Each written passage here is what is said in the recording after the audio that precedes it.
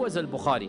Al-Bukhari, his name was Abu Abdullah Muhammad ibn Ismail ibn Ibrahim ibn Mughira ibn Bardizbah al-Ju'fi mawlahum al-Bukhari. His actual name is Muhammad. His name is Muhammad, father's name Ismail, and grandfather's name Ibrahim. So very easy to memorize. Muhammad ibn Ismail ibn Ibrahim, and his great-grandfather Mughira was the one who converted to Islam.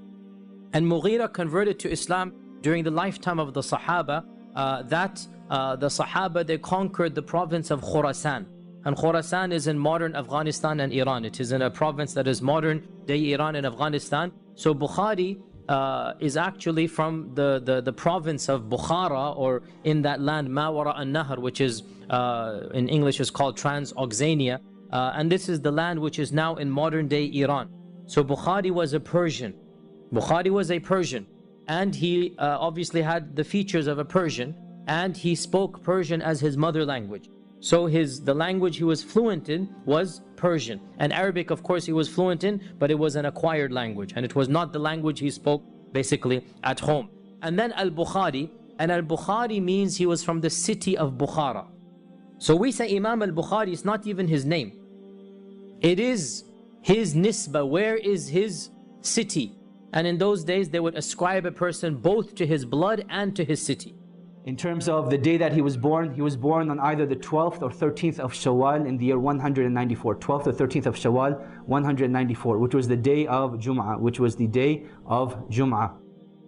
In terms of his birth, there's nothing miraculous that was narrated in terms of what happened to him.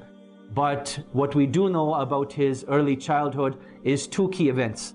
Number one, that his father passed away when he was very, very young. He was very young and his father passed away. And number two, Imam al-Bukhari rahimahullah, he actually went blind at the age of 3. He actually went blind at the age of 3. Now let us get into his parents, and we're going to tie all these points together. His mother, we do not know too much about her. But what we do know about her is that she was someone that used to worship Allah subhanahu wa ta'ala regularly. She was an abida. Like, she loved worshiping Allah subhanahu wa ta'ala.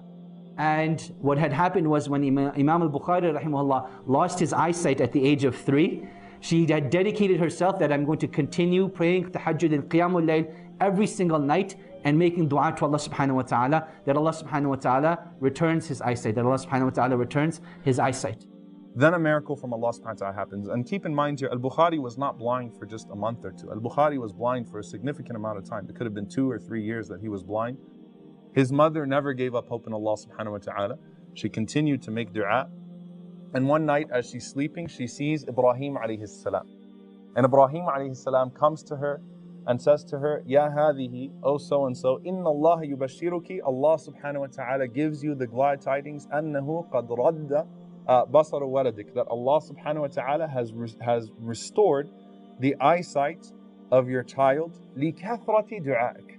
And actually says to her, Ibrahim says to her, because of your dua. Ibrahim alayhi salam says to her, Allah has restored the sight of your child because of your dua. She wakes up, she goes to Imam al-Bukhari rahimahullah ta'ala, and as she wakes him up, he opens his eyes and he's looking around, clearly seeing, confused, how is it that he can see and what's going on here, right? And Allah subhanahu wa ta'ala answered that dua. And this is significant because we owe the entire legacy of Imam al-Bukhari to his mother, to the dua of a mother. Now, there are a few stories about him when he was a child, all right, to show you how incredible of a memory he had. First, one of the scholars that he studied with was a man by the name of Al-Imam Ad-Dakhili.